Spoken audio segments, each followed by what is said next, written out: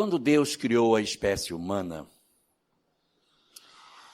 poderia nos ter feito de maneira diferente do que nós somos. Porque os espíritos, ao encarnarem na Terra, eles têm a possibilidade de se manifestar por um corpo físico, que é esse corpo que a gente tem.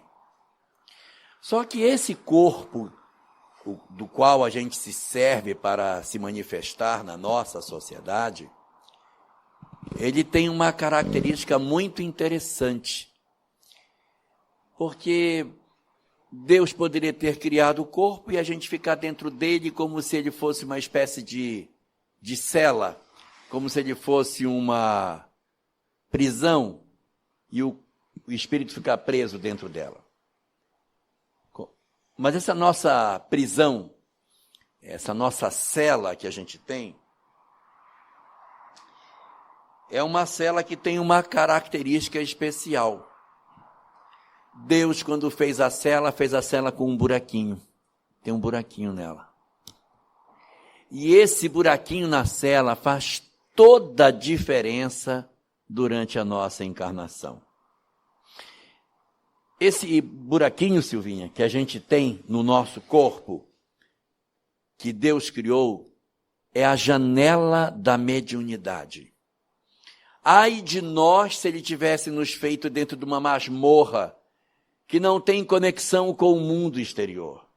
Mas nós estamos presos numa cela que tem uma pequenina janela. E através dessa janela, nós temos a possibilidade de ver o mundo lá fora. Ver o que acontece além da vida material. Saber que nós não somos apenas corpo. Ter a possibilidade de termos uma conexão com o que acontece do lado de fora da matéria.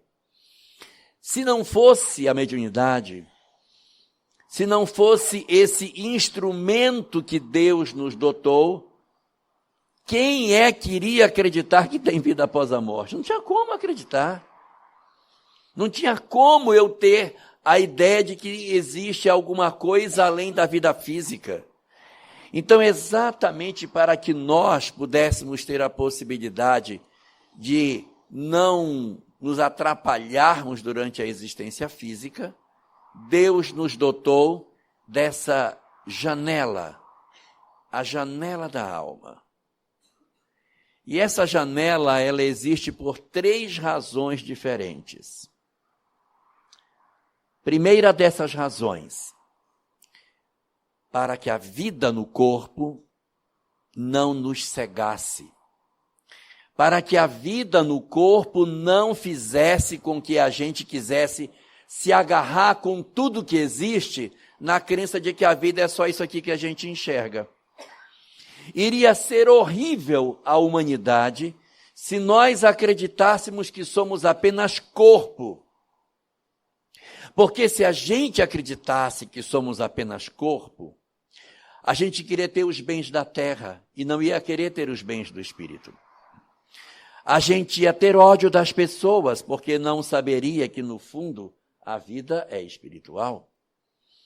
A gente seria capaz até de promover a guerra, se a gente não soubesse que somos seres espirituais. Essa janela que Deus nos concedeu é para que a gente não enlouqueça na vida terrena. Para que o mundo não nos seduza e não nos impeça de perceber o verdadeiro sentido de todas as coisas. Por esse motivo, as diversas religiões espalhadas sobre a face do planeta, todas elas, sem exceção, dizem, 2 pontos, a vida continua. Pode ter religiões que falem que nós temos um Deus, e pode ter religião que diga que a gente tem mais de um Deus, 20, 30, 50, sei lá Deus quantos, não importa. Nessa discussão, se é um Deus ou vários deuses, as religiões nem sempre concordam, nem sempre. Sobre reencarnação, tem religião que diz que sim, e tem religião que diz que não. Mas, sobre a ideia de que a vida continua, todas as religiões, sem exceção, afirmam isso. Sabe por quê? Porque isso é fundamental para a nossa felicidade. É fundamental que o homem não se perca no labirinto da vida, acreditando que ele só tem que procurar as coisas materiais, riqueza material, que eu tenho que me dar bem materialmente, que eu preciso ter uma vida de sucesso material. As pessoas ficam tão desesperadas para ter sucesso que elas vão para o Facebook e postam um monte de coisa que é só mentira. Uma família linda, todo mundo rindo. A gente vai bater a foto, todo mundo rindo. No final, está todo mundo com ódio na mesa, brigando. Vai bater a foto e todo mundo rindo.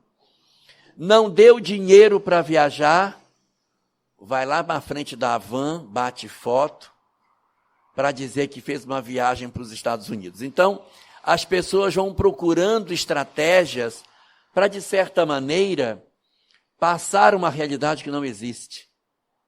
Mas Deus, desde o princípio da nossa história, nos deixou a informação pelos vários instrumentos religiosos que a humanidade possui, para nos dizer que a vida continua, que o corpo não é tudo, que nós somos uma alma imortal, que após a morte a gente vai continuar existindo. Isso é muito interessante para que a gente consiga acertar na existência. Mas eu disse que eram 3 razões. E eu só dei uma. Está faltando 2. A segunda razão pela qual esta janela da mediunidade nos foi oferecida não foi somente para que a gente não enlouquecesse na vida terrena. Não foi somente para que nós ficássemos com a nossa mente atenta para que a vida material nos estragasse. Não, não foi por isso. Há uma segunda razão. A segunda razão é para que todas as mães saibam que seus filhos vivem. Para que a perda dos nossos filhos não roube de nós a certeza de que o amor é mais poderoso do que a morte. Quando nós observamos a definição que a doutrina espírita nos dá do sentido de vida, a gente tem a possibilidade de entender que as nossas vidas corporais são uma simples circunstância e que a vida espiritual, essa sim, é a vida verdadeira, é a vida real que a gente tem.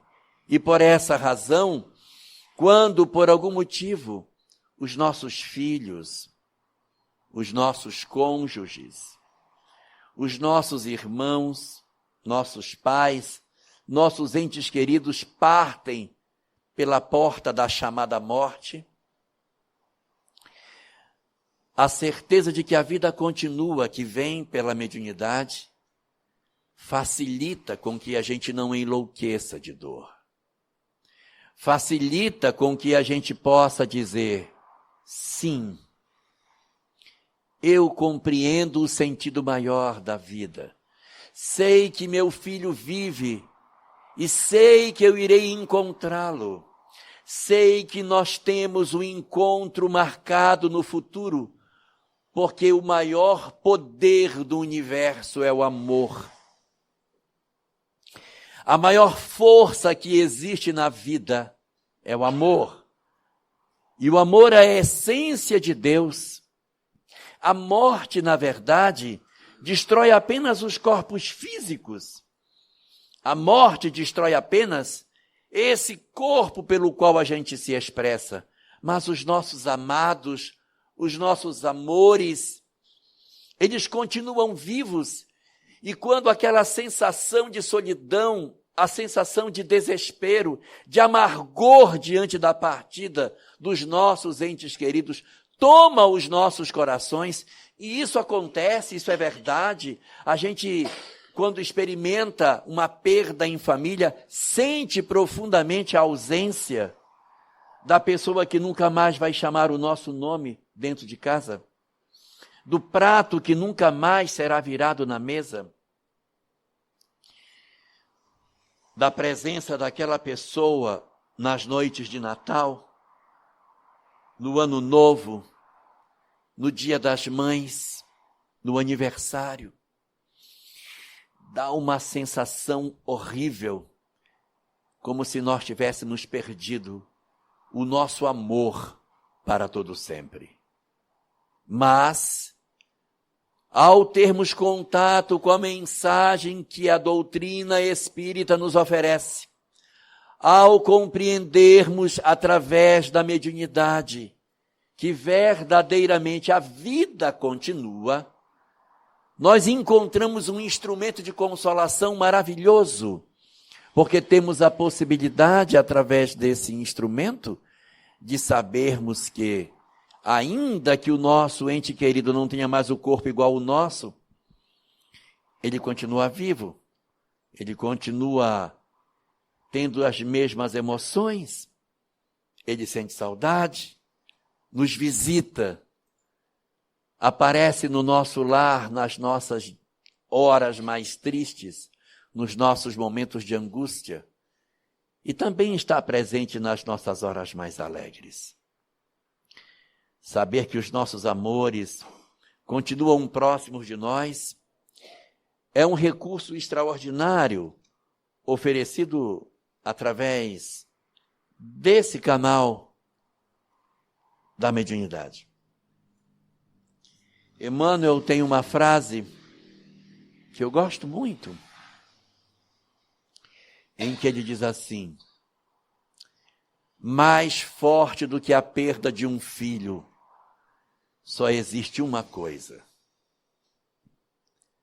saber que ele continua vivo. Saber que os nossos filhos vivem e que nos aguardam e que nós teremos momentos felizes no amanhã é um instrumento poderosíssimo para o reequilíbrio das nossas emoções. Mas são 3 razões.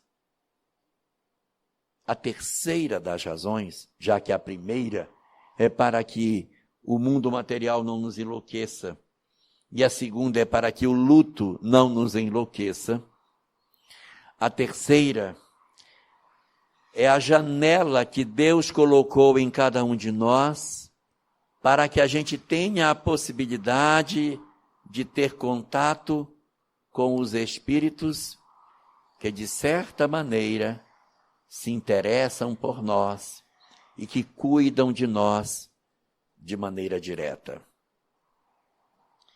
Se não fosse a mediunidade, se não fosse esse recurso, o que iria acontecer nas nossas vidas? A gente iria se preparar para renascer, um determinado espírito ia se apresentar e dizer: olha, eu vou cuidar de você durante a existência. E a gente ia dizer: tá legal. Quando eu voltar, a gente conversa para ver se foi bom. Ora, como é que pode? O cara vai passar aqui, Silvinha, 60, 70, 80 anos e o mentor, ai meu Deus, será que ele está bem? Tomara que ele esteja bem, hein? Puxa vida. Mas quando ele voltar, a gente vai ver. Não tem sentido isso. Não tem sentido.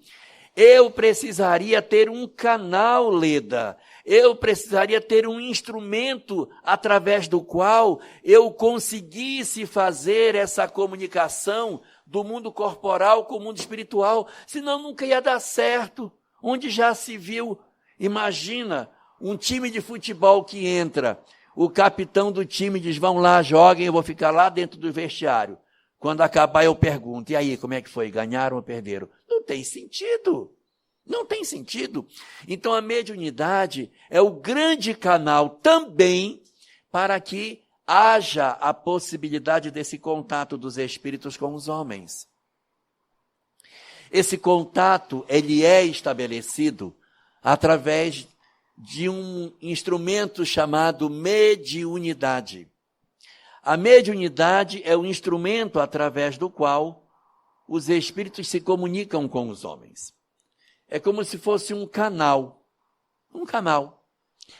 Para alguns, esse canal é fininho, bem estreitinho, quase não ouve, quase não enxerga, quase não sente, quase não percebe, quase não nota. Quase acha que quase não tem. Mas tem gente que tem o canal mais agudo. De gente, eu tive uma intuição hoje. Eu vou ligar para minha mãe. Aí liga, estava querendo falar com você, minha filha. Eu estou doente, nem consegui nem ligar, pegar o telefone para ligar. Ou às vezes a gente diz assim, eu tive uma sensação de que eu vi alguém em casa, não sei o que era. Mas eu vi um espírito em casa, mas eu não sei o que era. Mas percebe, ouve, vê, tem intuições, tem percepções espirituais mais abertas.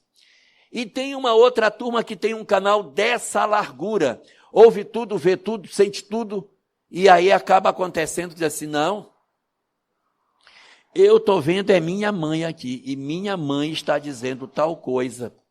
Eu vi, eu vejo, eu ouço, eu falo, eu converso.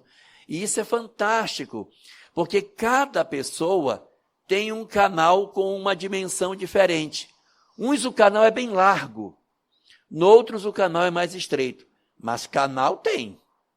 Canal tem. Às vezes a gente entope o canal com a nossa descrença. Não, esse negócio aqui não tem nada a ver. Isso aqui foi vozes da minha cabeça. Eu vou lá e não permito com que aquela ideia venha. Mas são ideias que promanam do mundo espiritual para o mundo corporal. E a gente não tem coragem de dizer assim, eu pensei isso aqui tudinho sozinho. Foi isso tudo da minha cabeça que eu tirei. E muitas vezes isso que a gente tirou da nossa cabeça tem a coparticipação de muitos companheiros espirituais que se aproximam de nós para fazer essa comunicação. Então tem os que ouvem, tem os que veem, tem os que falam, tem os que têm a intuição e tem aqueles outros que sonham. Eu sonhei com a minha mãe. Ela veio e me disse tal coisa, sonhei com meu pai. E é interessante que as pessoas, quando elas têm esse tipo de sonho, a gente deve sempre observar se durante o sonho, se eu tive poder de decisão, se eu reagi como eu reagiria. No sonho, eu vi meu pai. Eu disse, pai, o senhor está morto e o senhor está aqui. Que legal. Então eu tinha consciência no sonho de que meu pai estava morto, mas estava falando comigo. Então não é sonho. Então é uma experiência real. Quando a gente sonha um sonho que não parece que está sonhando, porque parece que a gente está de verdade vivendo aquela experiência, esse é um forte indicativo de que é uma experiência real. Segundo a doutrina espírita, o espírito ele tem o poder de se desprender do corpo quando a gente dorme. E ao se desprender, ele entra em contato com outros espíritos. E quando a gente volta, a gente traz lembranças mais ou menos nítidas daquilo que aconteceu. Não dá para a gente imaginar que tudo aquilo que a gente sonhou é o que de fato aconteceu. Às vezes a gente acaba misturando a realidade com as nossas crenças. Eu posso ter uma pessoa que ela é devota de Santa Teresinha. E quando de noite ela teve um momento de desdobramento, ou seja, ela se desprendeu do corpo, o mentor veio e conversou com ela. E ela sentiu uma proteção muito grande desse mentor, mas ela não sabe dizer porque ela não conhece mentor direito. Então, quando é de manhã que ela acorda, ela diz, sonhei com Santa Teresinha. Aí ele diz, Santa Teresinha? Foi. Como é que sabe que é Santa Teresinha? Porque é igualzinha àquela que eu tenho ali na sala. Até aquele lascadinho que ela tem na cabeça, até esse lascadinho, quem conversou comigo tinha. A mesma posição daquele bracinho segurando aquele... Igualzinho. Então era Santa Teresinha. O que aconteceu? A gente misturou as nossas crenças com o que de fato aconteceu. Isso acontece muito. A gente sonha com o mentor e diz que viu o pai. A gente sonha com o pai e diz que foi o mentor. Sonha com o mentor e diz que foi a mãe. Ou sonha com a mãe e diz que foi a mentora. Bom, mas isso pouco importa, né? Porque o mais importante não é o mensageiro, e sim a mensagem. É isso que interessa. Eu não vou ficar querendo saber, não, mas era a mãe, era a Santa Teresinha, mas era a Santa Teresinha dos impossíveis, ou era a Santa... Não sei lá, isso não é o que mais importa. O que importa é qual foi a mensagem que a gente teve a chance de receber, para a gente avaliar, para ver se aquela mensagem é uma mensagem razoável, se é uma mensagem do bem, para que a gente possa realmente aproveitá-la. Por que do bem?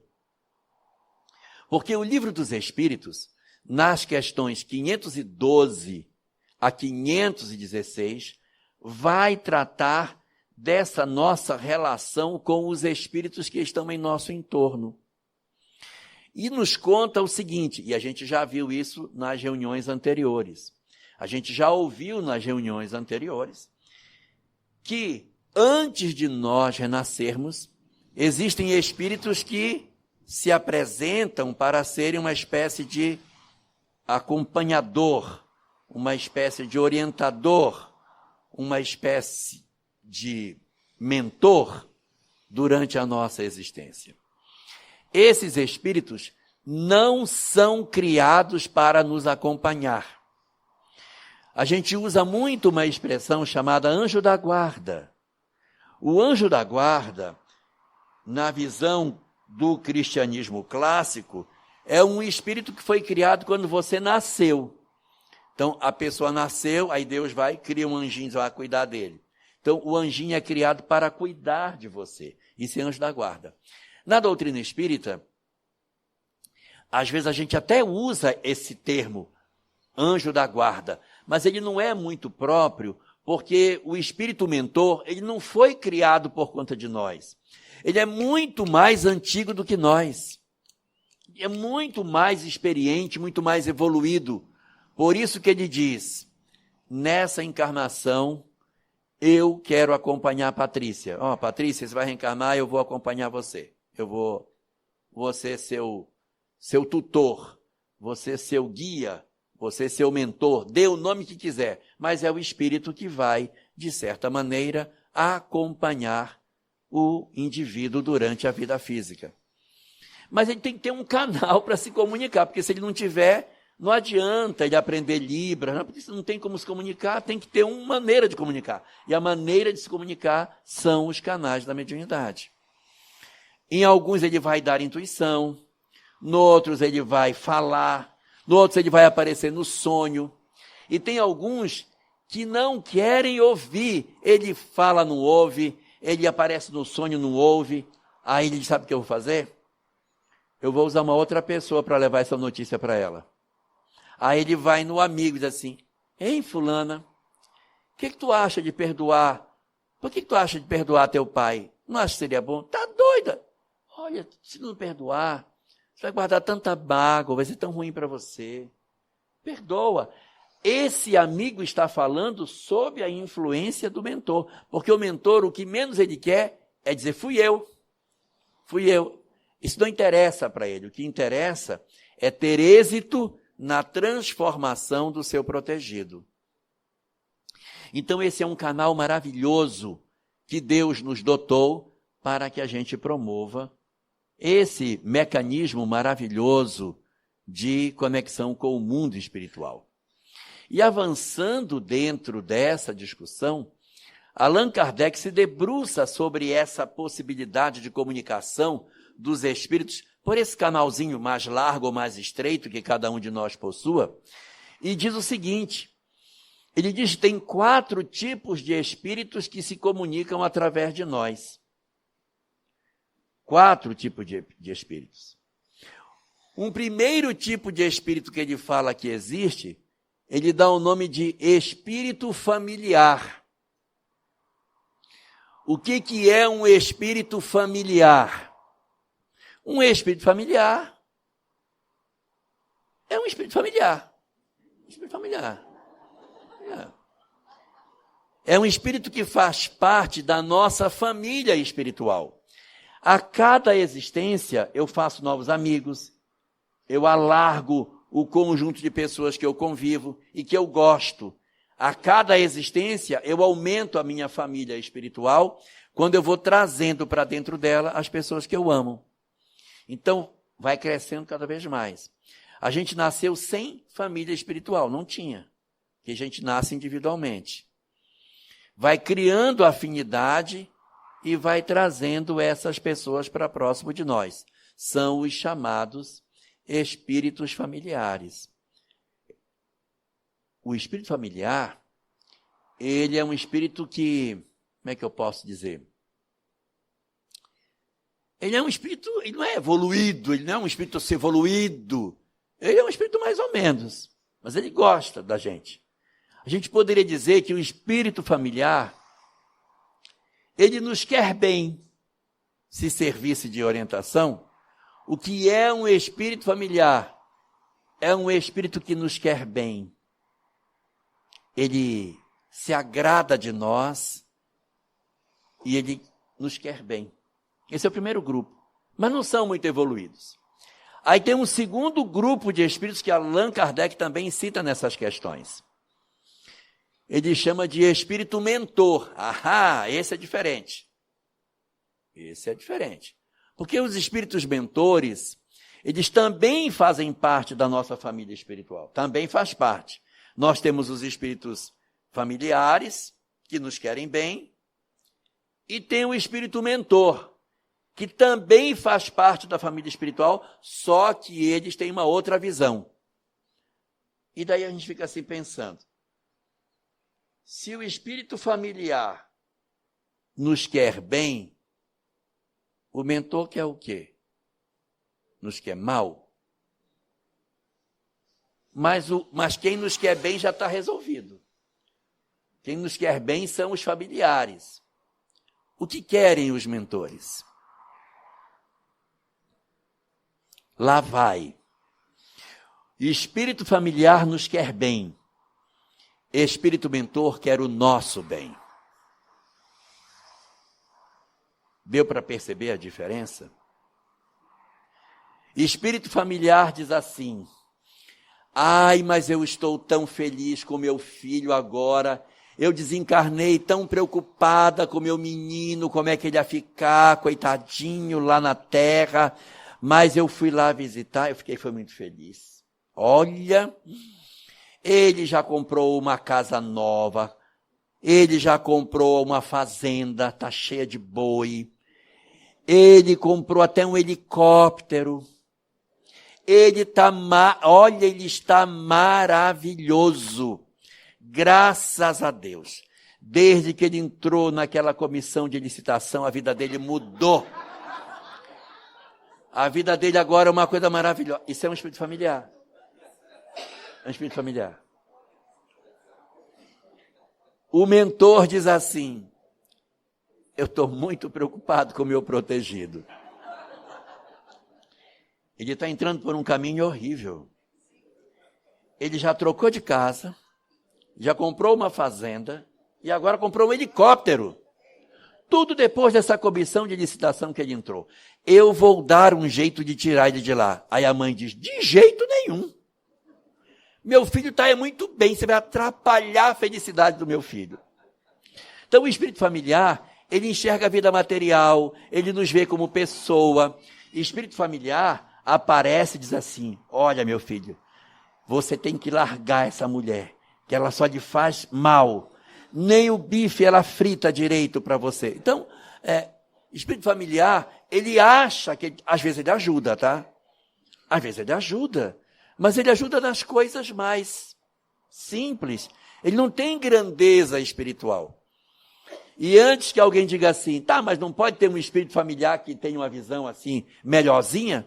Pode. Se ele tiver uma visão melhorzinha, ele não é espírito familiar, ele é mentor, entendeu? Ele muda de nome. É lógico.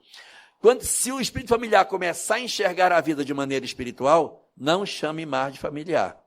Ele tem mais jeitão agora de mentor do que de espírito familiar. Então você tem o espírito mentor, que quer o nosso bem e que sempre vai estar preocupado com a visão espiritual nossa. Você tem um segundo grupo, que são os espíritos familiares, que vão usar o mesmo canal da mediunidade, mas com outros interesses mais humanos, mais imediatos, mais terrenos. E tem um terceiro tipo de espírito também. Tem mais, não tem só 2. São 4. O terceiro tipo de espírito, Kardec diz que são os espíritos simpáticos. Espírito simpático. O espírito simpático é aquele que diz, está aí, gostei de você. Gostei de você. Mas ele não faz parte da minha família espiritual. Ele só gostou de mim. Achei legal. Então, eu vou acompanhar você. Espírito simpático nem sempre quer o bem. Ó, a diferença.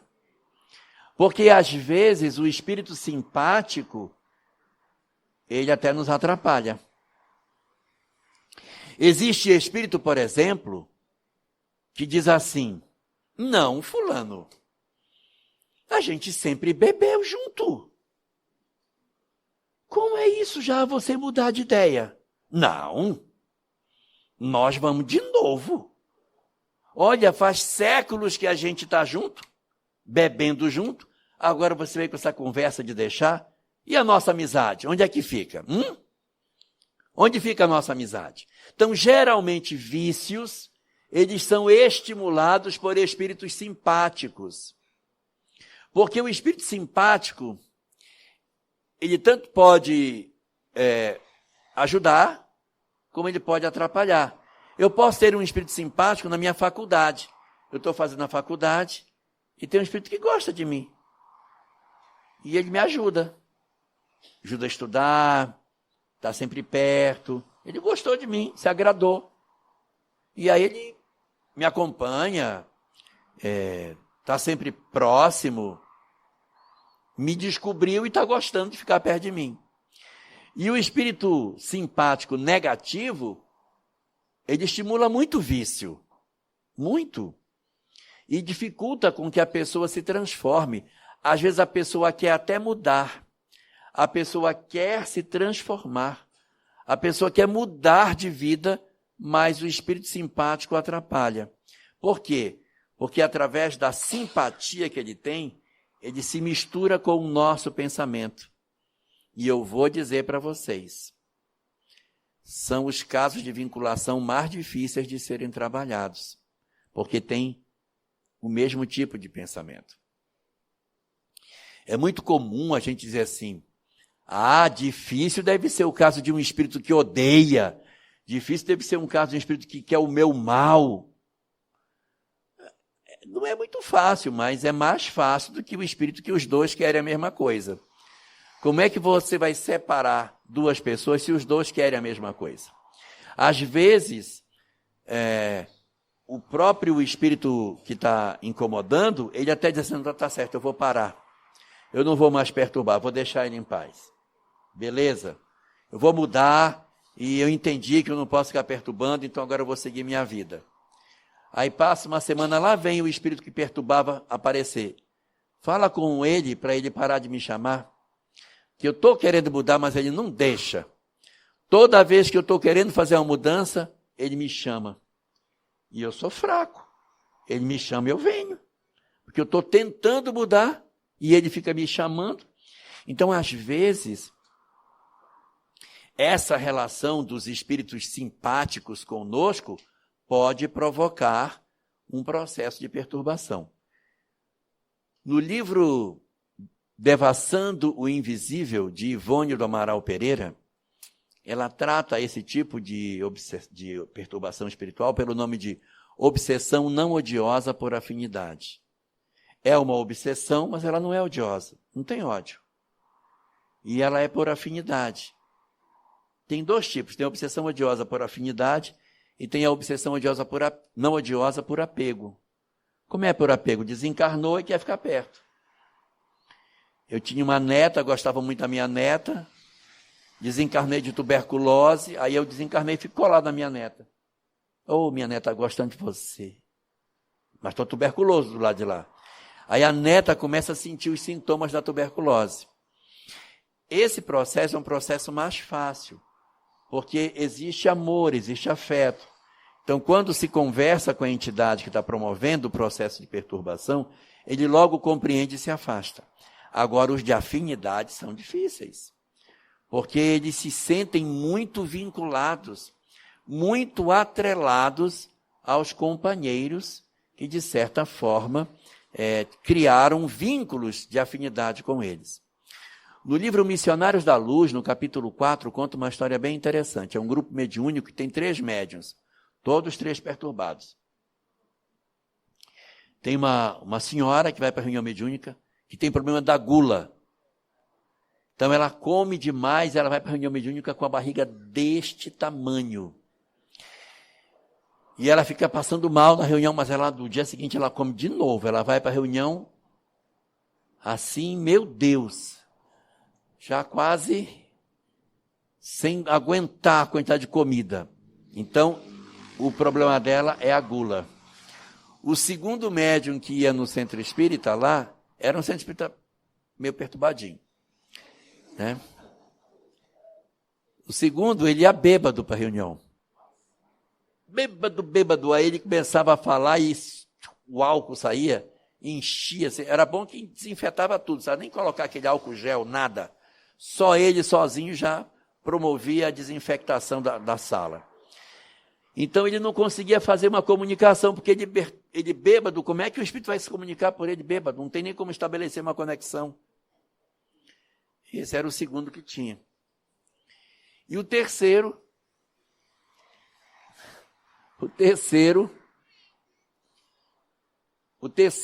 gostava de fazer umas visitas no prostíbulo que tinha lá perto. Mas era casado. Então ele ia no prostíbulo e depois vinha para a reunião mediúnica. Aí quando chegava perto do centro, as 2 entidades que o acompanhavam ficavam do outro lado da rua esperando ele sair. Só esperando. Reunião acontecendo, eles lá, só. Quando a reunião acabava, aí diziam e se juntavam no sujeito e iam embora com ele para casa. Eles não entravam no centro, mas também não deixavam o sujeito em paz. E o André Luiz pergunta para o mentor, essas 2 entidades aí que ele tem, essas entidades aí, elas são o que dele? São do passado dele? Quem é essa na história dele? Não, ninguém. Eram entidades que estavam perambulando pelo prostíbulo, e ele começou a frequentar, e elas disseram, gostei de você. Vou andar com você a partir de hoje. Aí elegeram aquele... Simpatia, espírito simpático. Elegeu aquela pessoa e está colado nele, e ele está sofrendo um processo de perturbação por essa entidade. Só para deixar todo mundo tranquilo, quando ele chega em casa, eles também não entram, porque a mulher dele orava muito e blindava a casa com a oração. Eles ficam do lado de fora, olhando pela janela, mas eles não conseguem entrar, porque a mulher fazia a proteção da família. Evangelho no lar é muito importante. Mas eu disse que são 4, né? Eu falei de quem? Falei mentor, espírito familiar. Já falei do simpático? Já? Ah, tá, já falei. Então está faltando só um, então. É isso? O 4º grupo, Kardec chama lá, é como Kardec chama na obra. O movimento espírita chama de outro nome, mas ele chama lá de mau gênio. Ele diz que o mentor é o bom gênio.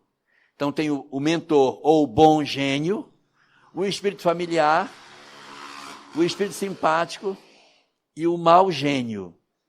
Eu vou chamar o mau gênio de obsessor. Esse não é igual ao mentor, porque o mentor quer o nosso bem. Esse não é igual ao familiar, que o familiar nos quer bem. Esse não é igual ao simpático, que ele tem afinidade conosco. Esse não gosta de nós. Ele tem raiva. E ele se cola na gente com o objetivo deliberado de perturbar. Por qual canal que ele faz essa perturbação? Pelo canal da mediunidade. Então, o canal da mediunidade vai servir para o mentor, para o espírito familiar, para o espírito simpático e vai servir para o mau gênio também. vai depender do quê? Quem vai se comunicar? Depende de quem? Qual é o espírito que se comunica? De mim. Se eu penso coisas positivas, eu conecto com o mentor. Se eu penso só coisas do dia a dia, tem que ir para o supermercado, tem que fazer compra. Ai, meu Deus, não comprei ovos. Estou faltando ovos. Esqueci de flocão para fazer cuscuz. Esqueci, tem que voltar. Então, quando as preocupações são materiais, espírito familiar é muito bom, porque você está no supermercado e diz, o flocão. Então ajuda.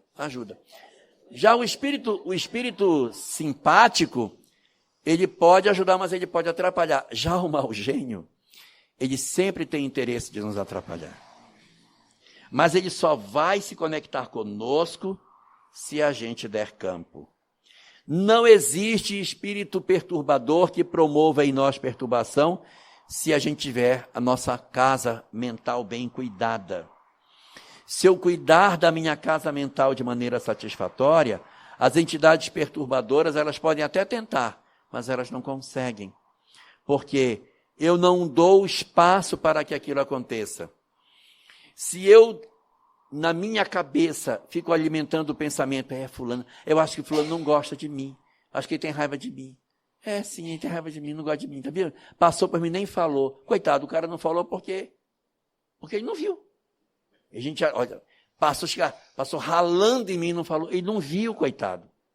Ele estava tão preocupado com o problema que ele não viu. Tem nada a ver com você, é o problema dele.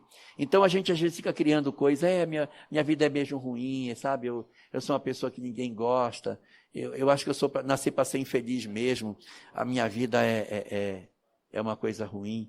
E é muito complicado quando a gente avança nessa direção. Eu vou dar aqui 9 sinais para vocês verem se vocês têm algum deles.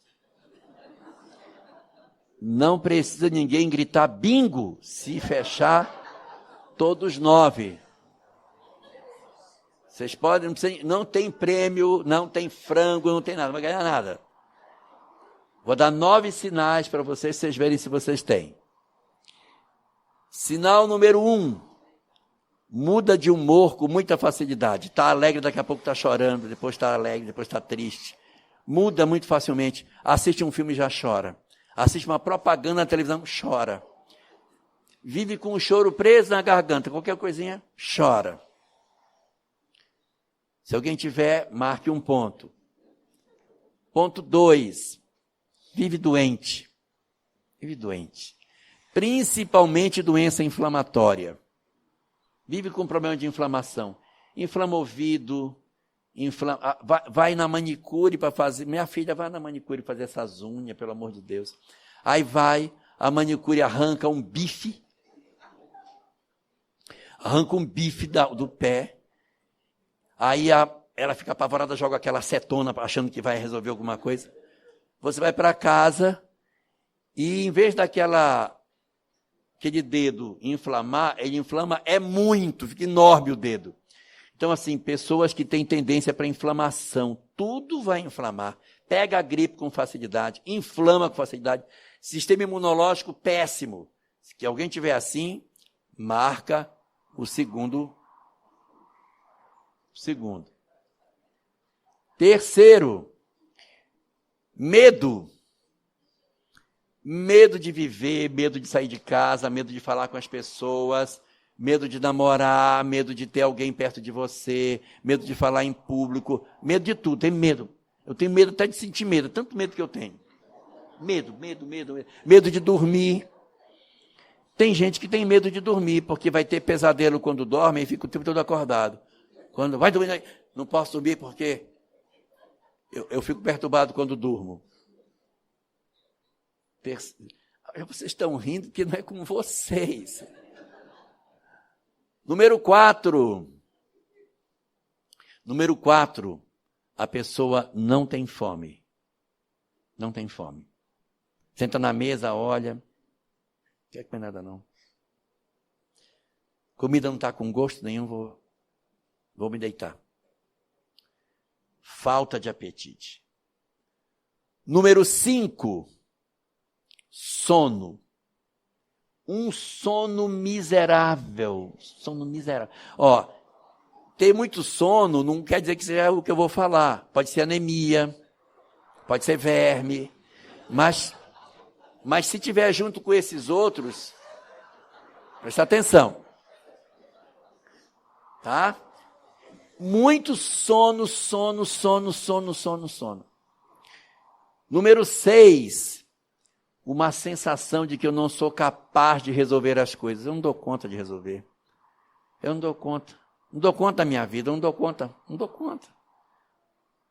A pessoa, ela olha os problemas, mas ela não tem força para resolver.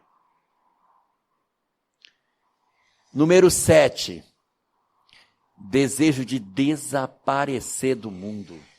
Vontade de sumir. Pudesse fazer uma plástica, trocar de rosto, trocar de CPF, a pessoa fazia.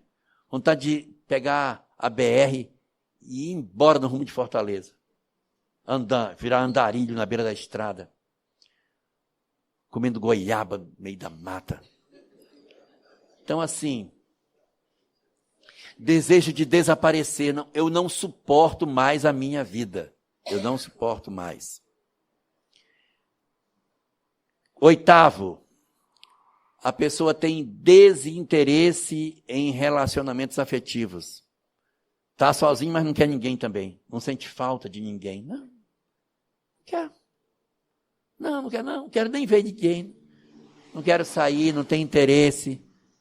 Não tem nada dentro de si se mexendo, nos envolvendo, nos chamando para um relacionamento afetivo. E o 9, não quero mais viver. Não tenho mais interesse em viver. Estou cansado de viver. Tem mais propósito. Se você tem esses 9 sintomas, você pode estar com depressão.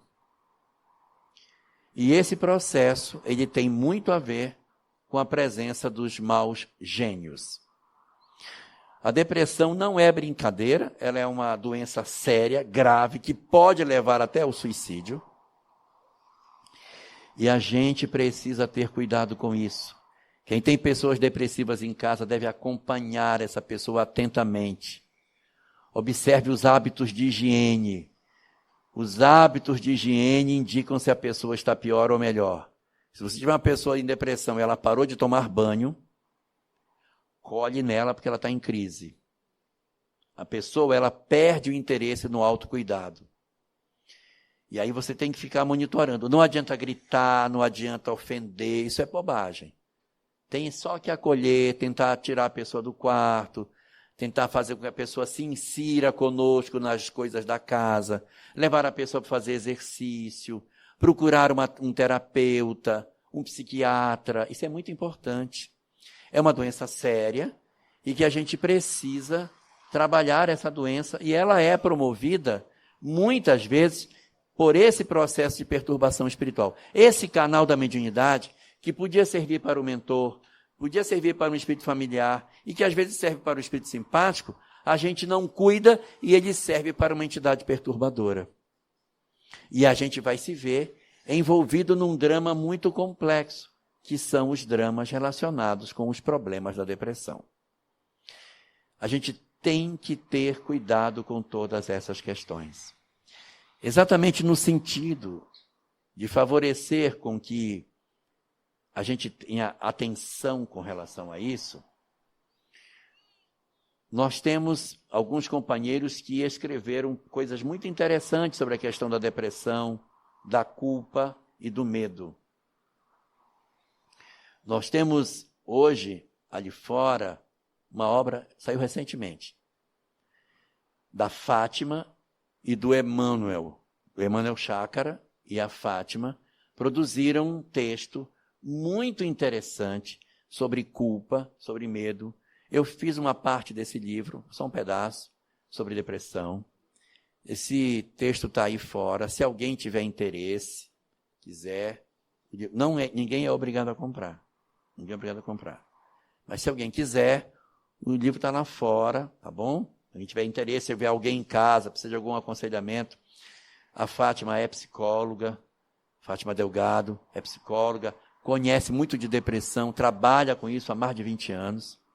O Emmanuel também é um cara muito experiente nessa área de depressão e de medo, trabalha muito a questão do medo e da culpa. E isso faz com que a gente consiga ter nessa obra algumas orientações bastante interessantes. Então, se alguém quiser, a obra está lá fora. Mas o mais importante é que a gente cuide do nosso pensamento. Que a gente aproveite essa janela que Deus nos deu e não contamine a janela com imagens negativas. Que a gente coloque imagens positivas nessa janela para que a gente saiba, através dela, cumprir os 3 papéis maravilhosos que ela tem. Não nos deixar envolver pela vida material e assim se perder na vida achando que a vida é só matéria.